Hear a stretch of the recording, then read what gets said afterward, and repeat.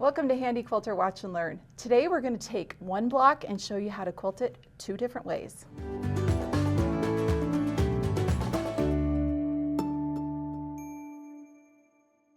I'm Kim Sandberg and Kristina Whitney. And today we are going to be the Chief Block Quilters.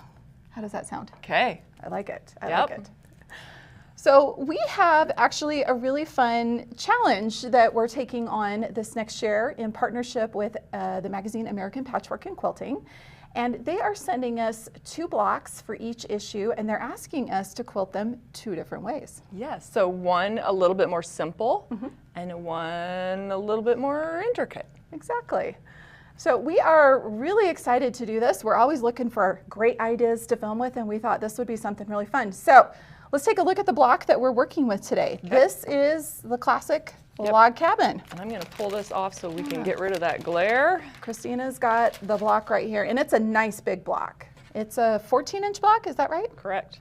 Yeah. Fun color combination here. I love how it's shades of green and shades of red, pink.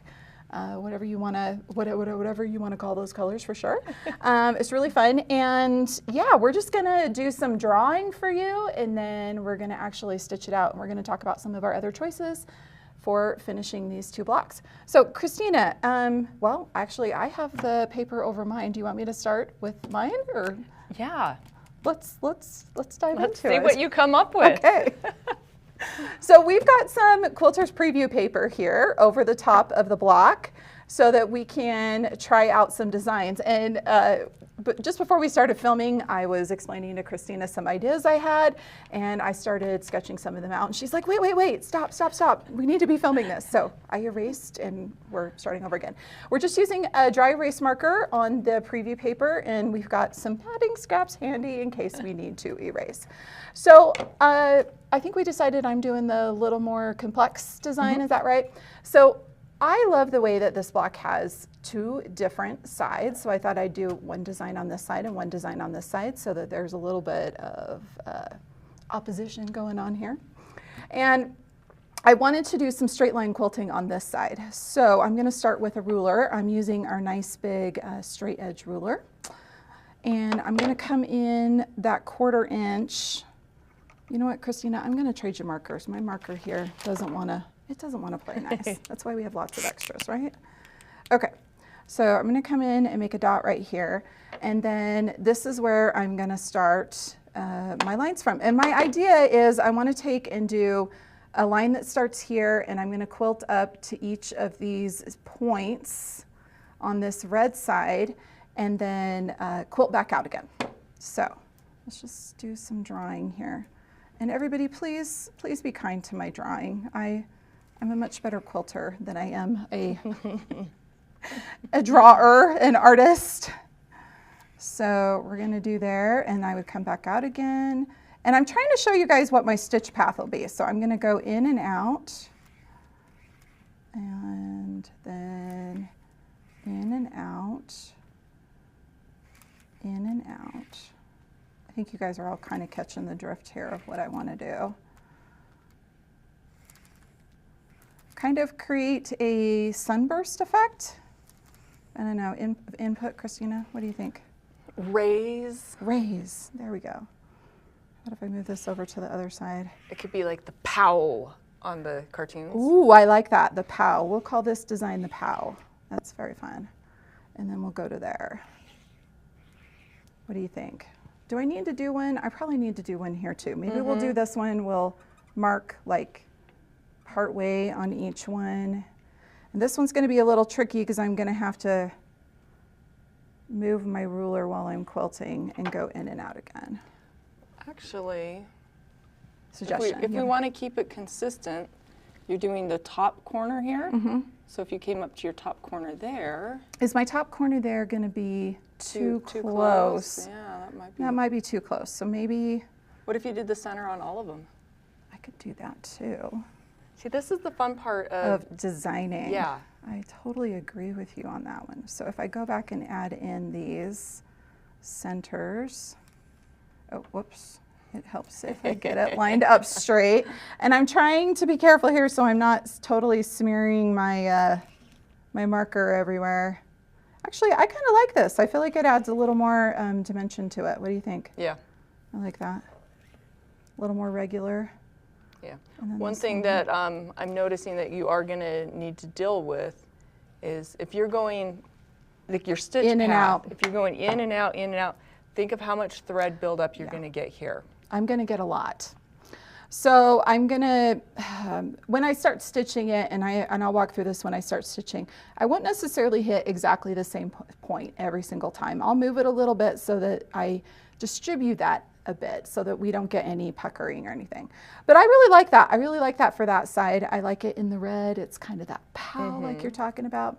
Okay, now let's talk about what I want to do out here in the green. So I've got a couple of different ideas, and I've actually got 3 different sections here. So I thought, let's addition each design. My first one is to come in here and do a square spiral. And I want to keep it continuous, so you can see I'm going to come out of the center of it, and I'm just going to space this. And what I'll do is when I'm stitching this, I will use my foot to kind of gauge that 1/4 inch. And you're talking about the machine foot, not your... Yes, not my actual feet. The foot on my machine. Okay, so I've got the idea of doing those. So I've got that. So this is keeping with like a straight line theme for both sides. Now my other idea is to do either ribbon candy or a wishbone. So let's take a look at that. I'll do ribbon candy first, and this is, you guys will get to see here, I really am a much better quilter than I am drawer, and I get to deal with the corner. So good old ribbon candy. I mean, a quilt isn't a quilt without some ribbon candy on it, right? That or continuous curve. Exactly. Okay, so I got to make it skinnier, and then I come up and go like this, and then I go like this. These corners are a little rough to fill in, and then you can get back to doing your nice big ribbon candy. I think the biggest tip with doing those corners is you've got to prepare ahead of time. You can't wait till you're at the corner and then have it all be really skinny there. You have to do a couple little skinny ones leading in. I didn't do the best there, but no, that looks good. Once again, if you're consistent throughout, that's all that matters, right? Okay, so we've got, there's design number 2. Now design number 3 is gonna be wishbones. So I'm gonna do this. And just a note here, I'm gonna try really hard to not go beyond clear to the edge of the block, because I want to keep it that 1/4 inch away, because that's actually the size of design that I will quilt. And I'm just going to do a bigger one there, bigger wishbone in the corner. Yeah. So the blocks kind of represent our full quilt, where we have that extra seam allowance on the edges where your binding is going to cover. Exactly. And we don't want to stitch all the way into that. Thank you for saying that, Kristina. I knew you were concentrating on drawing. Especially when I'm doing wishbone, because it kind of does it. Okay, so this is the question here. Which one do we want to do? Or, because I don't think I want to have one design and one design, not 4 different designs here. Although it's kind of fun to see the options. Okay, Kristina's having a thought. What are you thinking, Kristina? I kind of think it's fun doing the 4 options, because okay. Yours is supposed to be the more intricate. Okay. What would you think, though, about doing the straight line in between, like in this middle section? I like that. So you have like curve, straight, curve. I like that. Okay. So we'll do some, and then I don't have to do as much ribbon candy either. Okay, so ribbon candy. I like what you're saying here.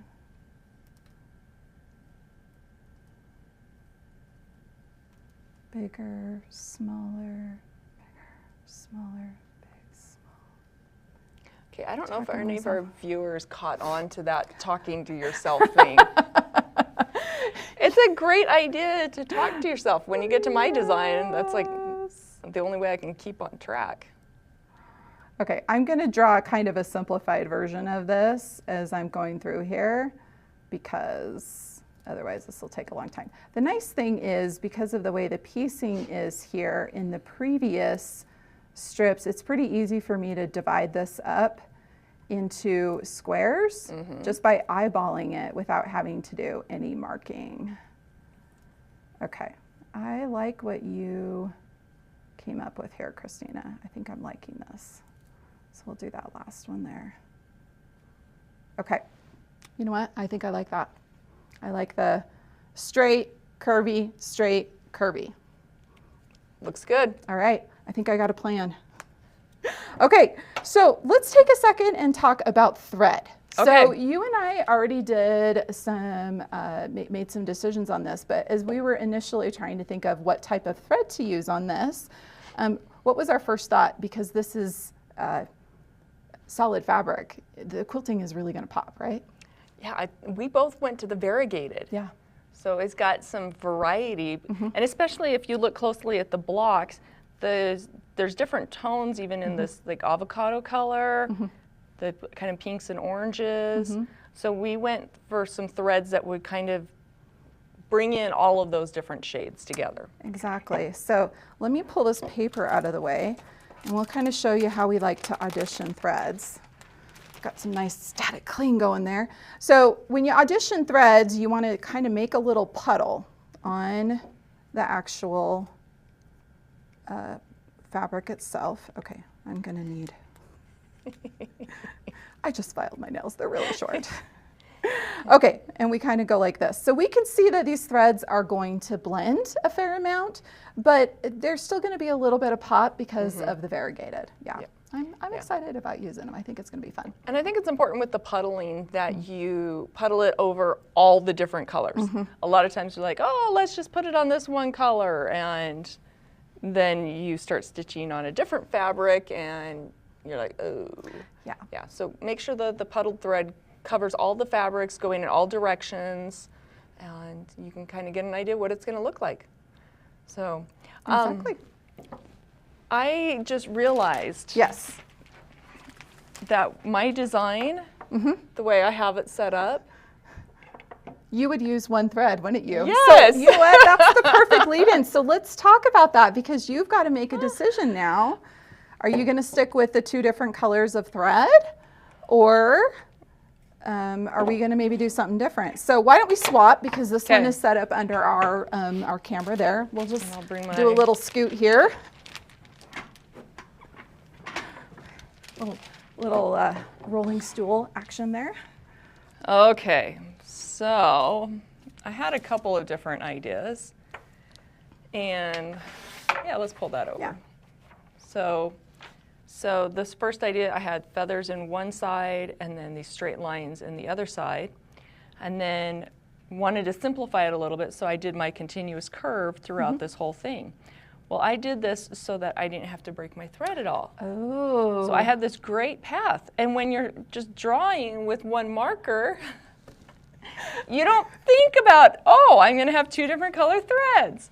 So I'm gonna see what I can come up with. Okay, let's see you work your magic. So I'm gonna focus just in the pink here and see, I might have to do some traveling. We'll see what happens.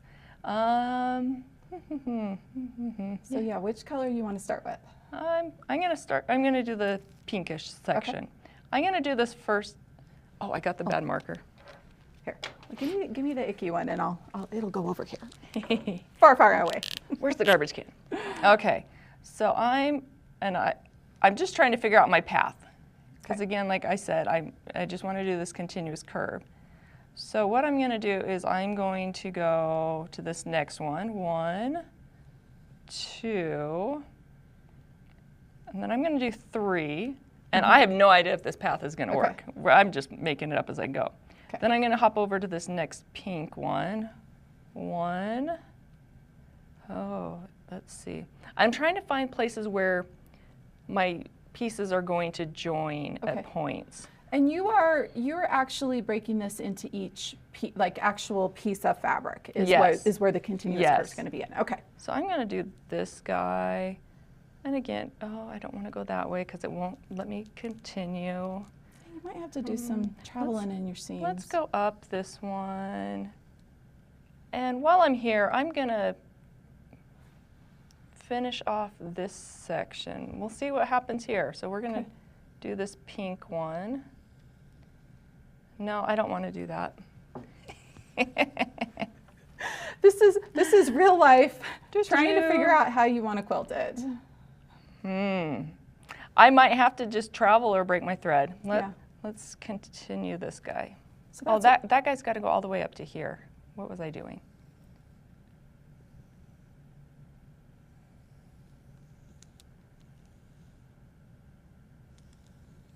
One, two, three, four. Let's finish this guy. 1, 2, 3. Then I can finish this one. 1. Oh my goodness gracious. I think you figured it out. And then finish this one. And finish that one. Did I do it? You did it. You did it. Oh, look at that. Woo-hoo. Okay, so now you got to recreate it on the other side. Oh no. And I think the hardest thing is going to be doing it when I'm actually stitching. Yeah. Because I can't erase it really easily. Okay, so let's go into the green one. Okay. We'll start here. 1, 2, 3, 4. We'll do this 1. Let's do a long. Let's go into this guy. Nope, nope. Don't want that one yet. No, you got to go down. I got to get this guy Yeah. here. We're going to do this long one. And then from here, we'll jump over to get this one. Finish that one. Then we're going to finish this one. Finish that one. Finish this one. There you go. You Did it. on both sides. Look at that. Yeah, so I said this was going to be the more simplified version. Goodness, that's going to take a little bit of concentration when I start stitching. You know what, though? At this point, if you wanted to, as a reminder, you could actually go back through that and number it. So you'd have a reference while you're quilting. Yeah, so I would say, okay, I'm going to start here. I'm going to do 1, 2, 3, 4, 5, 6, 7. I have no idea what I did. No, I think that's right. And then you But then I can take this with me to the machine and have it sitting in front of the machine. If, however, let's say I didn't change my threads, I could easily do this going around. What I would probably do is just like 1, 2, 1, 2, 1, 2, all the way out, and then 1 or 3, 4 coming back in to finish each one of those pieces. I like that. Or I could also do like a monopoly thread that I could do the same color. Or I could break my thread at each one. So, you know, there's options out there. Lots and lots and lots of different options. Yep. I like that. So are there any special tools you're going to use while you're, I'm using a ruler for mine. Are you using any tools on yours? So I'm going to go free motion, but I am thinking about maybe doing a little bit of marking. Okay. If you look at this, like this section, that one's got like a big space in between, whereas this one's got a little tiny space, which if that's what I'm going for, that's totally fine. If I want more consistency, I'm going to do some marking. So can I have you hand me that tape measure and the marking pen? There you go. Okay, so I've got a water soluble, and I'm going to move this out of the way.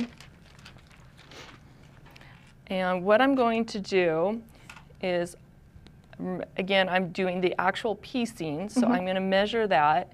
I'm going to go from okay, so it's 5 inch, it's actually 4 inches, but I don't trust the first inch with the doohickey on it. So I'm going to find the halfway point, which is this 3. And then I want to go in 1/2 inch. So from there, I'm going to mark 1/2 inch. I like that. And I'm going to do the same thing on the other end.